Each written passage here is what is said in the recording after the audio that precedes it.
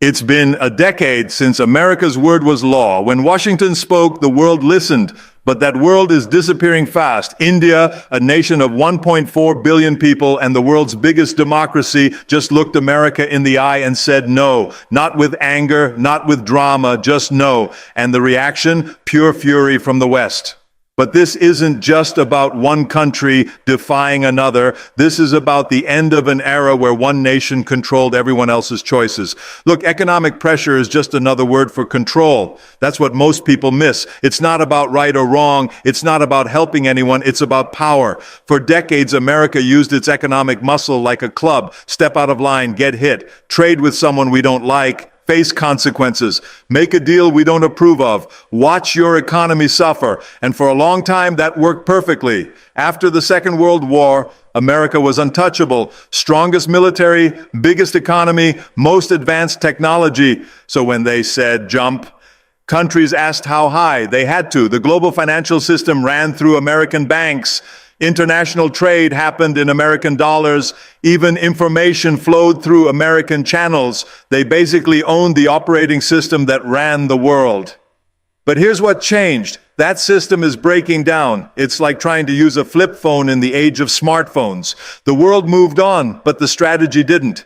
You've got major economies now that don't need American approval to survive. Countries like India, China, Brazil building their own systems, new partnerships, different currencies, alternative trade routes. Every time America pulls out the economic punishment playbook, they push these nations to innovate faster. It's like trying to plug a hole in a boat while the whole hull is cracking. The water keeps finding new ways in.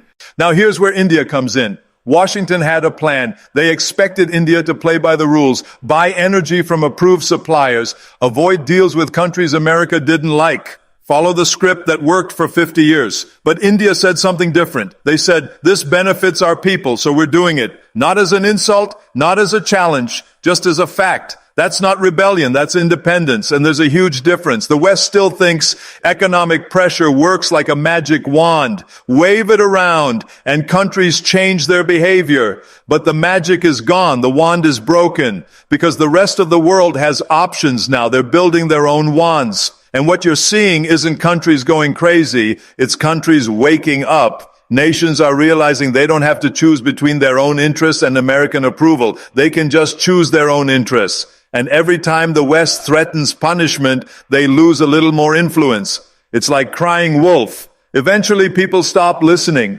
India isn't trying to start a war. They're just refusing to be told what to do. That's massive because when one big country breaks free from the system, others notice. That's how change happens.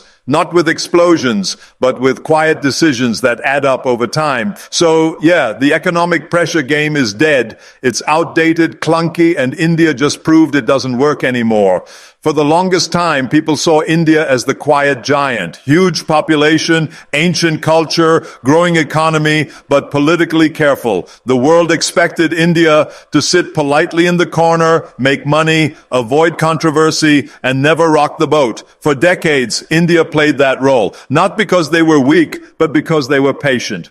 Those days are over. Today's India isn't asking for permission. Under current leadership, there's been a complete mindset shift. And it's not about making enemies or causing trouble. It's about respect. India is saying, we're not here to serve your agenda. We're not your junior partner. We're not a piece in your game. We're a sovereign nation with our own priorities.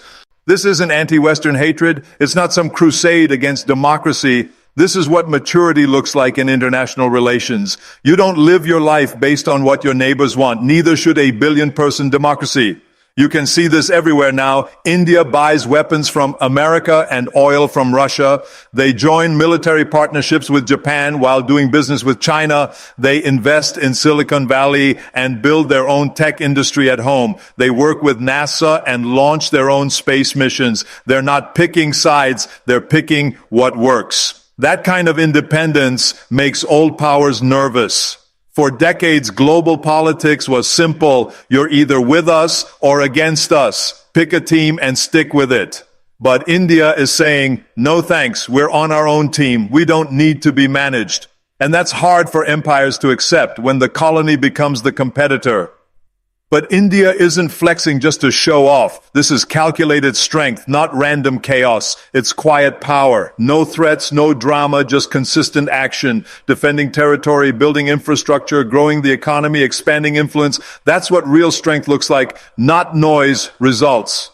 If the West thought they could pressure India into falling back in line, they were wrong. India doesn't need to shout to be heard anymore. Their actions speak louder than words. They don't follow scripts written in foreign capitals. They write their own.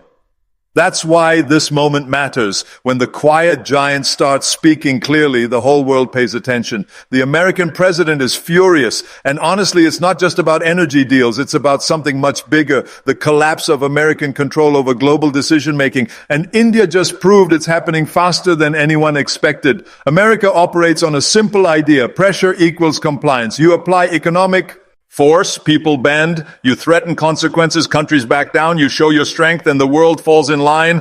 That's the playbook that worked for generations. And to be fair, it did work. America was the center of everything. If Washington wanted something, most countries delivered. Not out of love, but out of necessity. There was no other game in town. But the game changed, and America's leadership doesn't like what they see.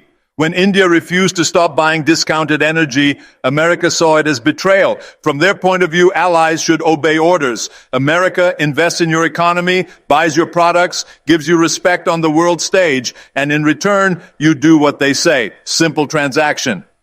But India didn't blink. They kept making deals that benefited Indian citizens, even when Western media called it wrong. Even when other governments threatened consequences, India kept trading. Why? Because it made sense for India. That's what sovereign countries do. They act in their own interests first. But to American leadership, that looked like defiance, so they hit back with what they know best. Trade penalties, higher tariffs on Indian goods, and hints of more punishment to come, financial pressure, diplomatic isolation, whatever it takes. It was a warning shot, a message that said, obey or suffer. But here's the problem. It didn't work. India didn't apologize. They didn't retreat. They stood firm. And that's why the fury is so intense, not because India disobeyed, but because American threats don't scare rising powers anymore. This is becoming a pattern. The tools that once gave America total control are getting dull. Trade wars, financial pressure, diplomatic threats. These weapons are losing their power, especially against countries like India that are economically strong, politically confident, and no longer desperate for American approval. The anger you're seeing is the emotional response to a bigger truth. The era of one superpower calling all the shots is ending. And American leadership, which still sees power in black and white terms, winner versus loser, loyal versus rebellious, can't process that reality. India's rise isn't rebellion, it's evolution. A country that spent decades being careful is finally stepping into its full power. And the fact that they're doing it without asking permission first, that's what's driving Washington crazy. The real problem isn't with India. The real problem is that the system that made America untouchable is fading. And India is just one of the first to walk away from the shadow. People talk about politics and alliances, but when it comes to survival, it's really about energy. That's the foundation of everything. You don't run a modern economy on good intentions. You run it on power. And India understands this better than most. India's energy partnership with Russia isn't some political statement against the West. It's a smart business decision based on one thing: national interest. You've got a country with 1.4 billion people, one of the fastest growing economies on the planet, massive energy needs for manufacturing, transportation, and development. If you want to lift hundreds of millions out of poverty and compete globally, you need energy that's cheap, reliable, and secure. Now look at Russia, cut off from Western markets because of sanctions. They need new customers, and they're offering huge discounts, sometimes 20 or 30% below market prices. That's not just a good deal. That's a strategic advantage for any country smart enough to take it. And India took it. While Europe scrambled for expensive energy alternatives and dealt with inflation, India locked in oil at bargain prices, quietly, efficiently, no drama, just good economics. That's not about supporting Russia. That's about supporting India. They're saying we'll buy from whoever gives us the best value, period. And that's exactly what a strong country should do. But the West doesn't see it that way. They wanted complete isolation of Russia, total economic cutoff. They assumed global pressure would force everyone to comply. But countries like India saw through that strategy. They understood that cutting off major suppliers hurts buyers too, not just sellers. So India refused to play that game. They paid in their own currency and Russia's currency. They bypassed dollar-dominated systems and negotiated directly. That's innovation, that's independence, and yeah, that's also a threat to Western financial dominance. Because if India can buy energy outside the dollar system and do it successfully, then others can follow. And that's the real fear in Washington. It's not about the oil. It's about the precedent. What India is building is a new model, one where smart economics beats political pressure, where national interest trumps foreign approval, where energy is treated as a tool for growth, not a weapon for control. This is what real strategy looks like. It's not about loyalty to foreign powers. It's about long-term thinking for your own people. India isn't picking sides in someone else's conflict. They're picking a path for their own future, and that future runs on affordable energy, smart partnerships, and economic security, not lectures from across the ocean. The fundamental mistake Washington made wasn't about oil prices or trade deals. It was about psychology. They assumed India would cave under pressure, that they'd act like a subordinate in a system designed by and for Western powers. That assumption, that outdated 20th century thinking, is crashing in real time. For decades, American foreign policy worked through influence, economic influence, military influence, cultural influence. Washington got so used to setting global rules that they forgot to check if anyone still wanted to play by them.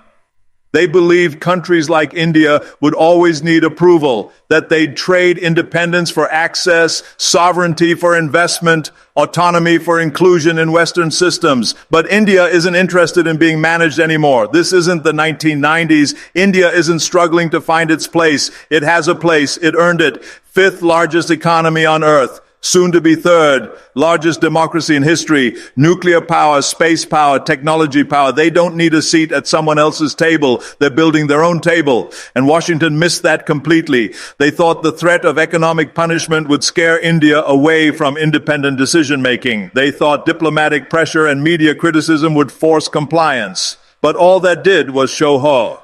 Little America understands the new India. India didn't panic. They didn't lash out. They didn't even respond emotionally. They just kept moving forward, quietly, confidently, precisely.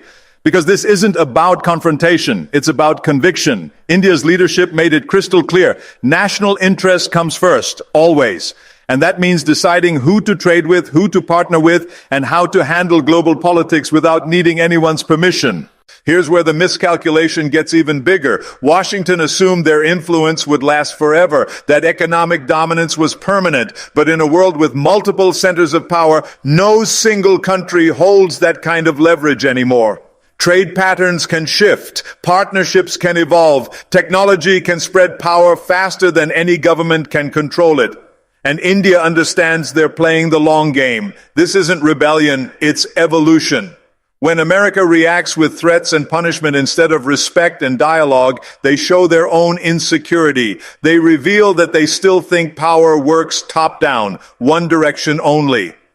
But India doesn't operate that way. They don't need to overthrow the West. They just need to stand up for themselves. And that's exactly what they're doing. So yes, Washington miscalculated badly. They expected obedience and got independence. They wanted control and got competition. And the harder they push, the more they prove how much the world has already changed. India isn't stepping out of line. They're stepping into their own power. And the real question now isn't whether India will comply. It's whether the West can adapt to a world where they don't give all the orders. Most people still don't get how much India has changed. That's the biggest mistake. They're thinking about old India, the developing country, the outsourcing destination, the place where labor was cheap.